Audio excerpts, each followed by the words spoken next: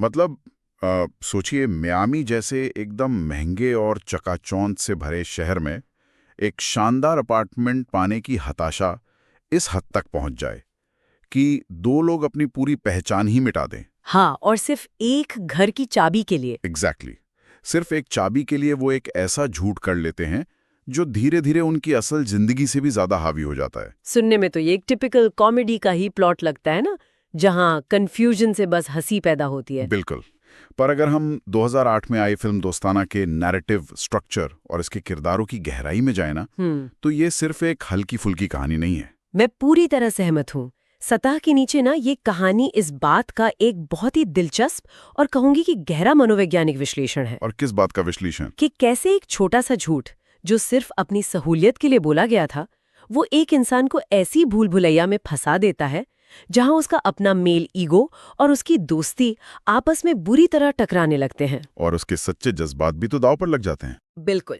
इस पूरी चर्चा में हम यही समझने की कोशिश करेंगे कि ये झूठ शुरुआत में एक ढाल कैसे बनता है और फिर वही ढाल एक पिंजरा कैसे बन जाती है। तो चलिए इस पिंजरे को थोड़ा खोल कर देखते हैं। कहानी की शुरुआत मियामी के उस एकदम वाइब्रेंट नाइट लाइफ और महंगे बीचेस के बीच होती है, जहां सब कुछ बहुत परफेक्ट दिखता है। हाँ, लेकिन हमारे जो दो मुख्य किरदार हैं वो एक दूसरे के एकदम विपरीत हैं। एक तरफ है सैम जो पेशे से एक नर्स है, जो थोड़ा ड्रामेटिक है। हाँ, बहुत ड्रामेटिक है, इमोशनल है, केयरिंग है, लेकिन प्यार के मामले में बहुत ज्यादा इनसिक्योर है।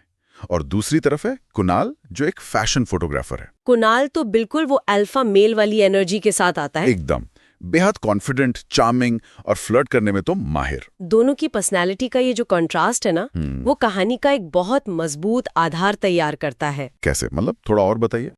देखिए, सैम अपनी असुरक्षाओं को अपने ड्रामेटिक बर्ताव के पीछे छुपाता है, जबकि कुणाल अपना असली चेहरा अपने अति आत्मविश्वास के पीछे ढकता है। सही कहा, लेकिन इन दोनों बिल्कुल अलग इंसानों को एक ही परेशानी एक साथ ला खड़ा करती है, और वो है मियामी की रियल एस्टेट। हाँ, मियामी में घर ढूंढना कोई आसान काम नहीं है। दोनों को रहने के लिए एक अच्छी जगह चाहिए और उनकी ये डेस्परेशन लगातार बढ़ती जा रही है। और यही डेस्परेशन उन्हें एक बेहद खूबसूरत लग्जरी अपार्टमेंट तक ले जाती है, जो नेहा नाम की एक एम्बिशियस फैशन मैगजीन जर्नलिस्ट की चाची का है। लेकिन यहाँ एक बहुत बड़ी अड़चन है। हाँ, वो चाची का अजीब सा नियम। एग्जैक्टली उस घर का नियम है कि वहाँ या तो सिर्फ लड़कियां रह सकती हैं या फिर वो पुरुष जो गे हों। तो ऑब्वियसली चाची सैम और कुणाल को तुरंत रिजेक्ट कर देती हैं, क्योंकि वो दोनों स्ट्रेट हैं। और यहीं पर सैम के दिमाग में वो आइडिया आता है जो पूरी कहानी को पलट देता है। वो कहता है कि क्यों ना हम गे होने का नाटक करें।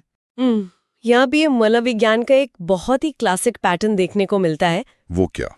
जब इंसान के सामने कोई इमीडिएट रिवॉर्ड या तुरंत मिलने वाला फायदा होता है ना, जैसे मियामी में एक शानदार लग्जरी अपार्टमेंट, तो वो उसके लॉन्ग टर्म नुकसान को पूरी तरह से नजरअंदाज कर देता है। हाँ, कुणाल शुरुआत में बहुत अनकंफर्टेबल होता है, उसका ईगो उसे ही नाटक करने से रोकता है। लेकिन हताशा इतनी बड़ी है कि वो आखिर में झुक ही जाता है। ये मुझे उस poorly coordinated school group projects की याद दिलाता है। अच्छा, वो कैसे? जहां एक पार्टनर हर चीज में बहुत ज्यादा ओवर एक्ट कर रहा है और दूसरा पार्टनर बिल्कुल अंडर एक्ट कर रहा है। हाँ, सैम और कुणाल का डायनामिक बिल्कुल वैसा ही था। सैम तुरंत उस नकली रिश्ते में जान फूंकने के लिए ओवर द टॉप एक्टिंग करने लगता है। वो झूठी लव स्टोरी सुनाता है, जबकि कुणाल वहां खड़ा होकर बस हालात के साथ तालमेल बिठाने की जद्दोजहद में लगा रहता है। वो बहुत ही फनी सीक्वेंस है। है तो फनी, लेकिन मेरा एक सवाल है, क्या वाकई ये एक घर पाने की मजबूरी इतनी बड़ी हो सकती है कि इंसान अपनी पूरी पहचान ही झूठी बता दे? मतलब क्या कोई इस हद तक जा सकता है? यही तो इस कहानी का सबसे बड़ा व्यंग्य है। असल में ये समाज की उन रूढ़िवादी धारणाओं और लेबल्स पर एक तंज है। मतलब समाज के स्टीरियोटाइप्स पर? हाँ, बिल्कुल। चाची और नेहा उनकी उस बेढंगी और ओवर द टॉप एक्टिंग को तुरंत सच मान लेती हैं, क्योंकि वो अनजाने में उन्हीं स्टीरियोटाइप्स पे यकीन करती हैं जो समाज ने बना रखे हैं। अरे हाँ, ये तो मैंने सोचा ही नहीं। सैम और कुणाल को वो अपार्टमेंट तो मिल जाता है, लेकिन वो ये नहीं समझ पाते कि जिस झूठ को उन्होंने एक मास्टर स्ट्रोक समझा था, वो असल में एक संक कॉस्ट फैलेसी की शुरुआत है। Sunk cost fallacy? मतलब जैसे जैसे वो इस झूठ में अपना समय और एनर्जी इन्वेस्ट करते हैं, उनके लिए पीछे हटना लगभग नामुमकिन होता जाता है। और यही से उनकी दोहरी जिंदगी शुरू होती है। एक ही घर के अंदर वो आपस में लड़ रहे हैं, जगह को लेकर झगड़ रहे हैं, लेकिन जैसे ही नेहा या चाची सामने आती हैं, उन्हें तुरंत एक लविंग कपल होने का पर्दा ओढ़ना पड़ता है। उन्हें लोगों को यकीन दिलाने के लिए अपनी एक नकली रोमांटिक हिस्ट्री भी बनानी पड़ती है। ये बहुत थकाने वाला काम है। बिल्कुल। लेकिन इस पूरे नाटक के बीच ना एक बहुत ही रियल चीज जन्म लेने लगती है। नेहा के साथ वक्त बिताना, साथ में खाना बनाना, काम के बाद बातें करना, ये सारी चीजें उन दोनों को नेहा के बहुत करीब ले आती हैं। यहाँ प्रॉक्सिमिटी यानी नजदीकियों का मनोविज्ञान काम कर रहा है। वो कैसे काम करता है? जब आप किसी इंसान के साथ एक ही छत के नीचे रहते हैं, उसकी रोजमर्रा की जिंदगी का हिस्सा बनते हैं, तो एक ऐसा बॉन्ड बन जाता है जो किसी भी आम डेटिंग सिनेरियो से ज्यादा गहरा होता है। हाँ, क्योंकि आप उन्हें उनके सबसे नेचुरल रूप में देखते हैं। एग्जैक्टली। नेहा एक बहुत ही इंडिपेंडेंट और फोकस्ड महिला है। सैम और कुणाल जो अब तक अपने अपने तरीकों से लड़कियों को इम्प्रेस करते आए थे, उन्हें नेहा का ये बेबाक और सच्चा रूप देखने को मिलता है।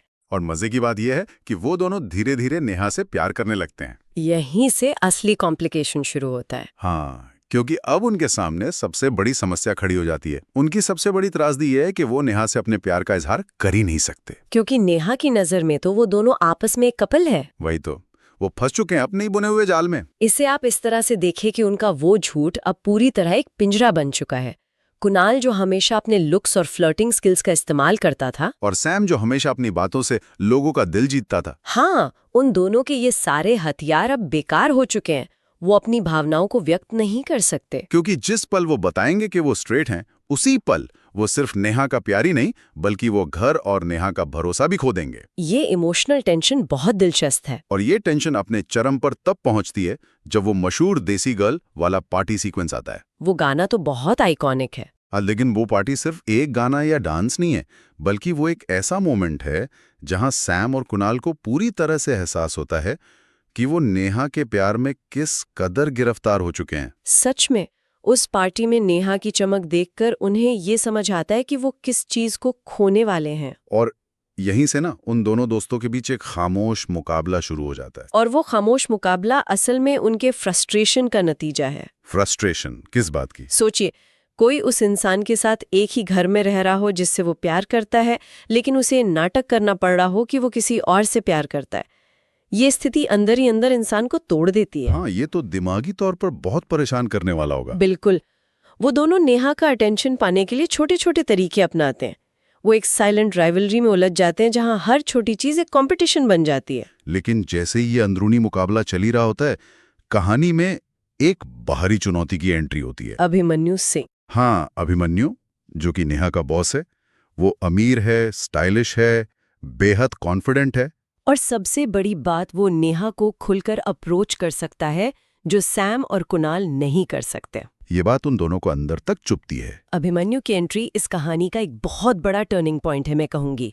वो हर उस चीज का प्रतीक है जो सैम और कुणाल के पास उस वक्त नहीं है। खासकर वो आजादी जिससे वो नेहा को डेट कर सकें। एग्जैक्टली। नेहा भी प्रोफेशनली और पर्सनली अभिमन्यु की तरफ आकर्षित होने लगती है। जब सैम और कुणाल ये देखते हैं तो उनका डर घबराहट में बदल जाता है। पर मुझे यहाँ ना एक बात पर सख्त एतराज है, या यूं कहूं कि मुझे ये बहुत इलॉजिकल लगता है। क्या इलॉजिकल लगता है आपको? हाँ, मतलब जब एक भारी इंसान, एक नया राइवल आ गया था, तो समझदारी तो इसमें थी कि सैम और कुणाल अपनी आपसी राइवलरी भुलाकर एक टीम बन जाते। हाँ, लॉजिक तो यही कहता है। वही ना, वो दोनों मिलकर उस नए खतरे को बाहर का रास्ता दिखाते, लेकिन वो ऐसा नहीं करते। वो आपस में ही लड़ने लगते हैं। ऐसा क्यों?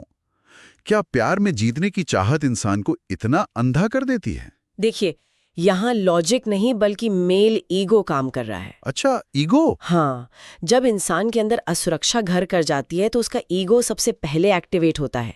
सैम और कुणाल का ईगो बुरी तरह से आहत हुआ है। मतलब उन्हें हार बर्दाश्त नहीं हो रही थी। अगर हम इसकी बड़ी तस्वीर देखें तो ये साफ दिखता है कि यहाँ लड़ाई नेहा को पाने की कम और अपने अहंकार को संतुष्ट करने की ज्यादा हो गई है।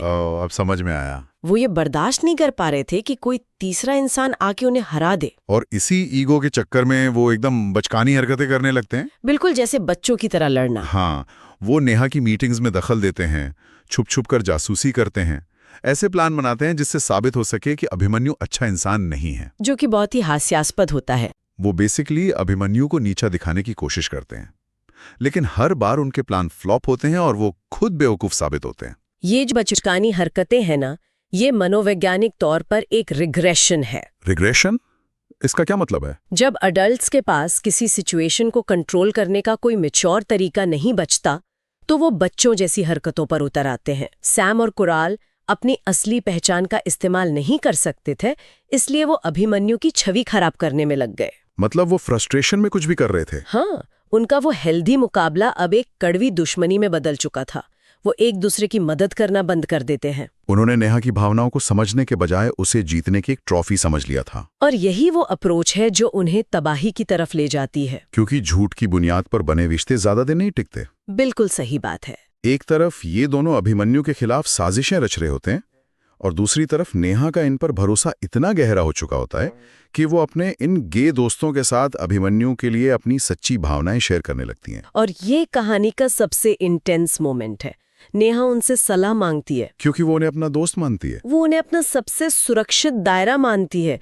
वो बेझिझक उनके सामने अपने दिल की बात रखती है क्योंकि उसे लगता है कि इन दोनों की नजरों में उसके लिए कोई वासना या रोमांटिक इरादा नहीं है। हाँ, वो सोचती है कि ये लोग उसे जज नहीं करेंगे। वो उनके साथ पूरी तरह से अनफिल्टर्ड रहती है। और ये देखकर सैम और कुणाल का गिल्ट बहुत ज्यादा बढ़ जाता है क्योंकि वो जानते हैं कि वो सुरक्षित दायरे का फायदा उठा रहे हैं। और फिर वो पल आता है जब सच्चाई सबके सामने आ जाती है। वो बहुत ही इमोशनल सीन है। नेहा को आखिरकार पता चल जाता है कि वो दोनों गे नहीं है।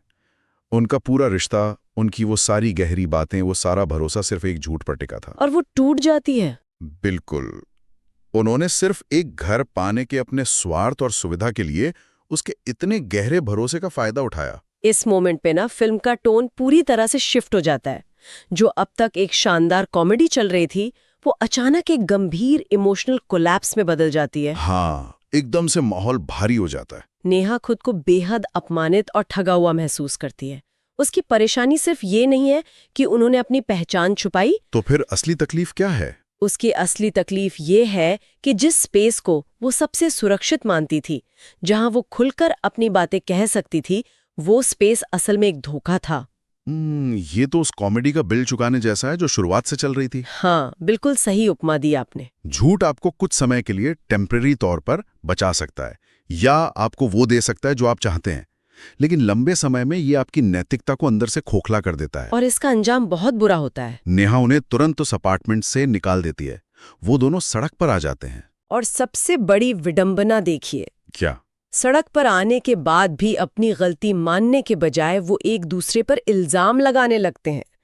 तू मैं शुरू हो जाती है और उनकी दोस्ती लगभग खत्म हो जाती है। जब एक बार भरोसा टूटता है तो वो अपने साथ सब कुछ तबाह कर देता है। सैम और कुणाल ने इस एक झूठ की वजह से क्या-क्या खोया, जरा सोचिए। उन्होंने सिर्फ नेहा का प्यार ही नहीं खोया, बल्कि अपना वो आलीशान घर खो दिया, समाज में अपनी इज्जत खो दी, और सबसे बढ़कर अपनी वो दोस्ती भी खो दी जो शुरुआत में उनकी सबसे बड़ी ताकत थी। भरोसा सच में कांच की तरह होता है। एक बार दरार आ जाए तो उसे चाहे जितना जोड़ लें, वो दरार हमेशा दिखती है। एकदम सही कहा आपने। लेकिन कहते हैं ना, जब इंसान सब कुछ खो देता है तभी उसे अपनी सबसे बड़ी गलतियों का असली एहसास होता है। और यहीं से हमारे इन किरदारों का असली विकास शुरू होता है। उनका कैरेक्टर आर्क। हाँ, जब वो दोनों अलग अलग होते हैं तब उन्हें इस बात का गहराई से एहसास होता है कि उनके अहंकार ने उनकी जिंदगी में कितनी तबाही मचाई है। सैम और कुणाल दोनों को ये समझ में आता है कि प्यार को किसी धोखे, चालबाजी या ईगो की लड़ाई से हासिल नहीं किया जा सकता। उन्हें समझ आता है कि उनका मुकाबला असल में अभिमन्यु से नहीं था। तो किससे था? उनका असली मुकाबला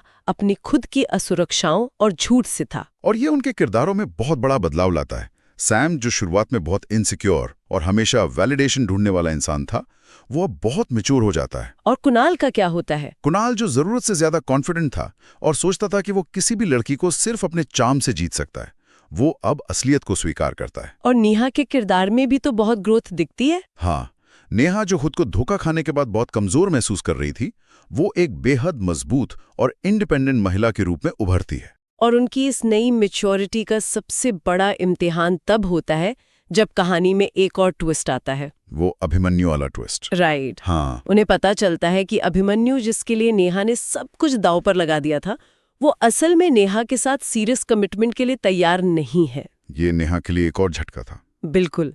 लेकिन इस बार इसके बजाय कि सैम और कुणाल आपस में लड़ें या इस मौके का फायदा उठाकर नेहा को वापस जीतने की कोशिश करें, वो कुछ ऐसा करते हैं जो उनके कैरेक्टर ग्रोथ को साबित करता है। वो दोनों बिना किसी स्वार्थ के, बिना किसी छिपे हुए इरादे के नेहा को इमोशनल सपोर्ट देते हैं। वो एक सच्चे दोस्त की तरह उसके साथ खड़े होते हैं। और जो माफी मांगने वाला सीन है ना, वो बहुत पावरफुल है। मुझे भी वो सीन बहुत पसंद है। बिना किसी मजाक के, बिना किसी ड्रामा या ओवर द टॉप जेस्चर के, वो दोनों नेहा से अपनी गलती की सच्ची माफी मांगते हैं। वो माफी इसलिए भी सच्ची लगती है क्योंकि उसमें कोई अल्टेरियर मोटिव नहीं है। मतलब उनका कोई छुपा हुआ इरादा नहीं था। हाँ, वो नेहा से ये नहीं कह रहे कि हमें माफ कर दो और हमसे प्यार कर लो।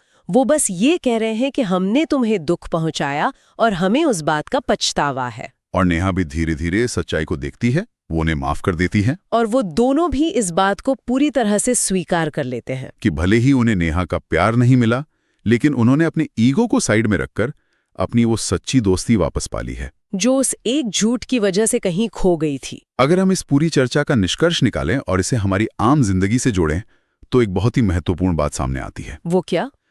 अक्सर हम अपनी सुविधा के लिए छोटे छोटे झूठ बोल देते हैं, ये सोचकर कि इससे किसी का क्या ही नुकसान होगा। पर नुकसान तो होता है ना। हाँ, वो छोटे झूठ कैसे एक बहुत बड़े जज्बाती नुकसान का कारण बन सकते हैं, ये हमें इस कहानी से समझ आता है। ये इस बात पर भी जोर देता है कि क्या हम अपने रिश्तों में अहंकार को जगह दे रहे हैं या ईमानदारी को। क्योंकि सच्ची दोस्ती और सच्चा प्यार दोनों ही तभी टिक सकते हैं जब वहां पूरी ईमानदारी हो। अहंकार और प्यार कभी एक साथ एक ही जगह पर नहीं रह सकते।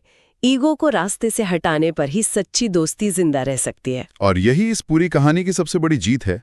ये किरदार अपनी गलतियों से सीखते हैं और अपने अहंकार से ऊपर उठते हैं, जो कि बहुत ही इंस्पायरिंग है। तो इस डीप डाइव को समेटते हुए मैं एक ऐसे नए विचार पर बात करना चाहता हूं जो शायद इस पूरी कहानी के पीछे का सबसे बड़ा सवाल है। मैं सुनने के लिए बहुत उत्सुक हूं। जरा सोचिए, अगर समाज के नियम इतने कठोर ना होते, जैसे कि उस अपार्टमेंट में सिर्फ लड़कियां या समलैंगिक पुरुष ही रह सकते हैं, तो क्या ये पूरा झूठ कभी बोला जाता? ये एक बहुत ही अच्छा सवाल है। क्या कभी कभी समाज की ये बंदिशें, ये रूढ़िवादी नियम ही हमें ऐसे झूठ बोलने पर मजबूर करते हैं जो आगे चलकर हमारी जिंदगी का सबसे बड़ा सबक बन जाते हैं? शायद हाँ। अगर वो बेतुका नियम नहीं होता, तो क्या सैम और कुणाल कभी अपनी ईगो से लड़कर एक सच्चे दोस्त बन पाते? क्या वो आत्मज्ञान उन्हें कभी मिल पाता? ये सोचने वाली बात है। बिल्कुल, ये एक ऐसा सवाल है जिस पर हम सभी को खुद विचार करना चाहिए, क्योंकि कभी-कभी समाज की उलझनें ही हमें वो रास्ता दिखाती हैं जहां से हम खुद को बेहतर तरीके से समझ पाते हैं। सुनने और हमारे साथ इस सफर पर चलने के लिए शुक्रिया।